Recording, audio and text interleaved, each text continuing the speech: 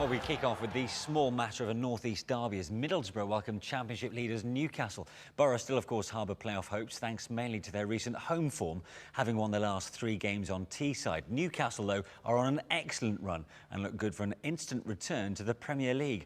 Your commentator at a raucous Riverside is Alistair Mann. Welcome to the Riverside Stadium on Derby Day in the northeast. With Sunderland in the Premier League, Newcastle and Middlesbrough are left to battle it out for northeastern pride in the Championship. Well, following a season blighted by injuries, Borough boss Gordon Strachan has pointed enviously to the consistency of selection of teams like Newcastle. His most recent casualties were Willow Flood and Jeremy Ali-Adier last weekend. Their absence gives Chris Killen and Rhys Williams an opportunity. One piece of good news, the return of striker Scott McDonald after a hernia problem, taking the ex-Celtic contingent up to 4. Well, Chris Hughton is still without Steve Taylor, Shola Amiobi and Joey Barton, yet despite that he can construct the spine of his team with Steve Harper, Fabrizio Colaccini, Kevin Nolan and Peter Lovenkrands. A scurrying run which McDonald falls to the floor. Lee Mason shakes his head and says there's no foul. McDonald just trying to get away from Colaccini. And it looks, I think, on first viewing that he might have brought himself down. Let's have a look.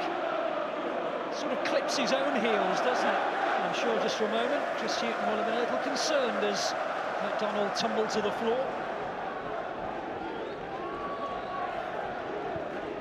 Trying to spread the play to Pancrat, and it does reach him. Well, his first-time attempt to find Carroll was hit too firmly. Here's Jonas Gutierrez. Now Nolan. Gutierrez. Lovely ball finds Lovenkrands, who finds the back of Middlesbrough's net, and Newcastle are in front of their own supporters, who will savour the moment. Lovely move from Newcastle. Terrific combination, Nolan and Gutierrez involved. And between the two, they slipped it into the path of Lovenkrands, who was onside. And he put it beyond the reach of Danny Coyne. And with their first shot on target, Newcastle are ahead. Up towards Killen.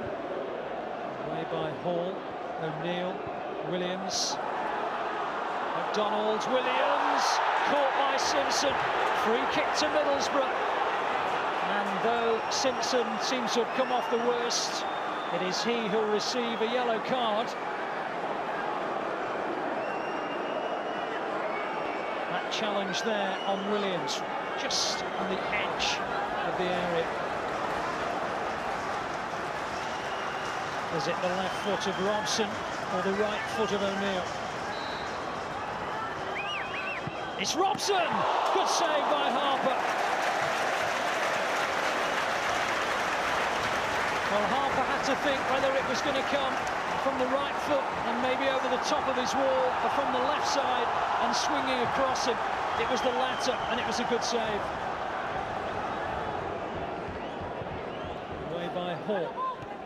Taylor, Williams, McDonald, still McDonald. You can see he's thinking all the time, McDonald. Every time the ball comes to him, there's a degree of expectation among the supporters who haven't had much time to get to know him. And he is linking the play again well with Robson. Brilliant goal! Superb football from Middlesbrough.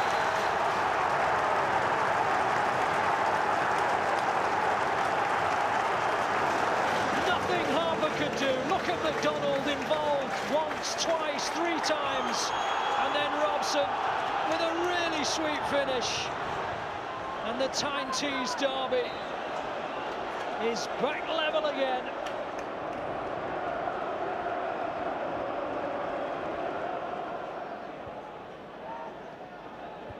Williams forward, up towards Killen. Touched on to McDonald, and Harper came out quickly.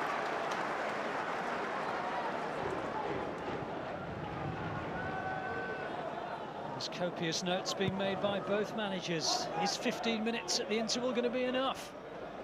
Lovenkrands, well, there's something for Gordon Strachan to note down. The simplicity with which Carroll helped the ball into the path of Lovenkrands. Look at this for Route 1. All the intricate play in the world. Well, you can't beat a knockdown, and a clever one it was as well. And Lovenkrands got the better of Carroll, but couldn't get it under his crossbar.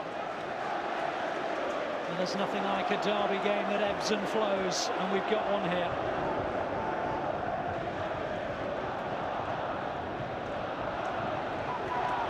Here's O'Neill. Lovely ball. Archer in on goal. Good save by Harper. Never committed himself, Steve Harper, and forced Archer to do something a little special. O'Neill released him. And look at Harper, stays up, and makes the block.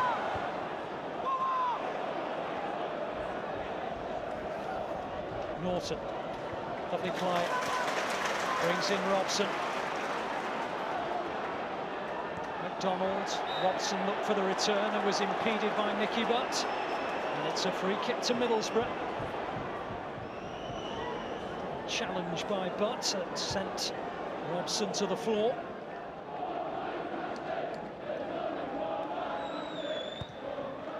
Robson delivers, and Wheater on the far, and McDonald! 2-1!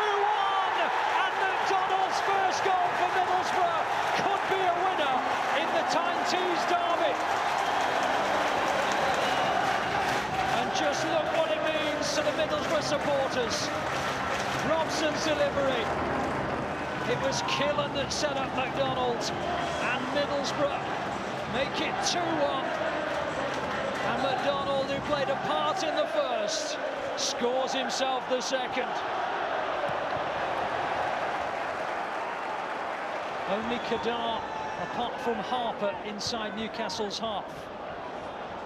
Hall has come to join him. Nice ball, brings in Guthrie. Taylor, driven in, reaches Carroll! 2-2! Andy Carroll!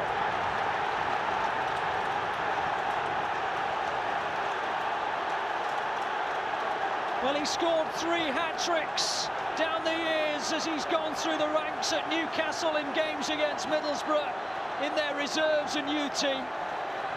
But none of those goals will be anything like as important as this one. Sliced it a little bit, but it found its intended target beyond the reach of Danny Coyne, and it is 2-2 at the Riverside. And for the 8th time in their last 12 meetings, the Tyne-Tees derby ends in a draw.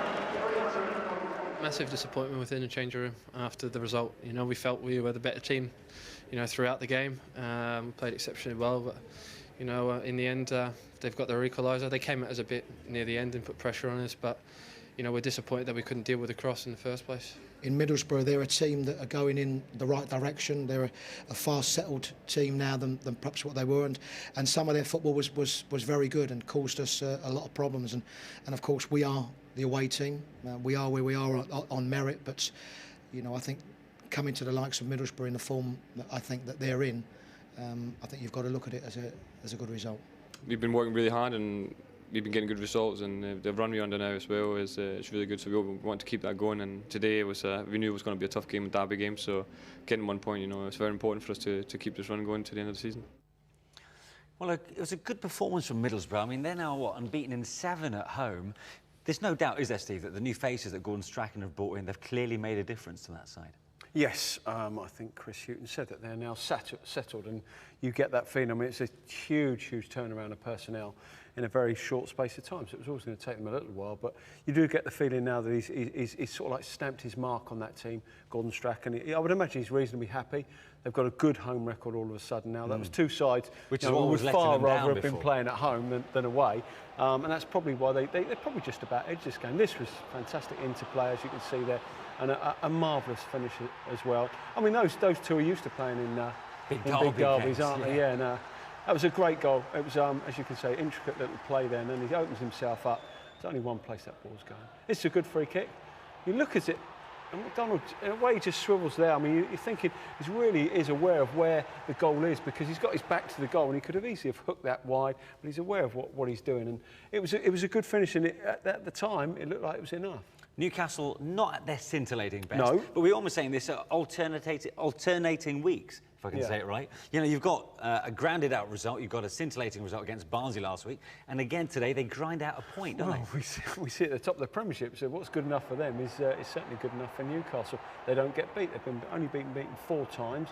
And in Lovenkrantz and Carroll, particularly Carroll, they've got someone who will always dig them out of a hole, particularly in recent weeks. You know, the couple of goals that he scored, really vital goals.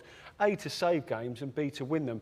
So that's a player who really has come to the fore, and you need that. Yeah. But just in times when maybe, as you say, you're not quite firing, you need someone who you can rely on just to dig you out. Yeah, Lovenkrantz is doing it well as well, isn't he? They 11 both, goals. That's a good combination. 11 goals in 10 games. Absolutely. He's doing well.